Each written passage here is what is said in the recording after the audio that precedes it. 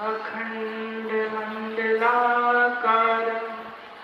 व्याप्तं येन चराचरं तत्पदं दर्शितं येन तस्मै श्री गुरवे नमः।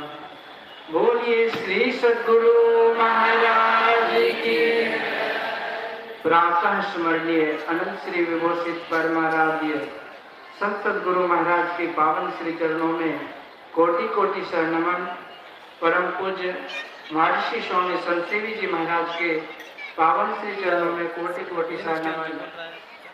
परम आदरणीय गुरुजन, धर्म प्रेमी सज्जनों, माताओं एवं बहनों, तो उसके कहने से उन्होंने उस सज्जन को दीक्षा दे दी और उसी समय बाबा जी महाराज ने सावन सिंह जी को अपनी सेवा से 7 दिनों के लिए बाहर कर दिए। और बाबा जी महाराज को अगले दिन ही भयंकर बुखार आ गई, शरीर ताप से जल रहा था। 7 दिनों तक बाबा जी महाराज बुखार से पीड़ित रहे।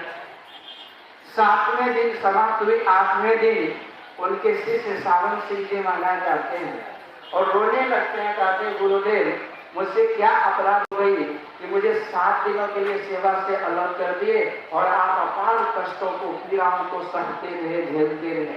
रोने लगे तो बाबा जी महाराज मुस्कुराते हुए कहते सावन, रोने धोने की कोई बात नहीं है। तुम्हारे कहने के कारण मैंने एक व्यक्ति को दीक्षा दिया, नाम दान दिया, और न जाने उन्होंने कितने कुकर्म किए थे। यदि वो मरता तो जमलोक में जमदूत उसको 7 जन्मों तक गर्म लोहे के तावे पर सिझाता, जलाता, पकाता।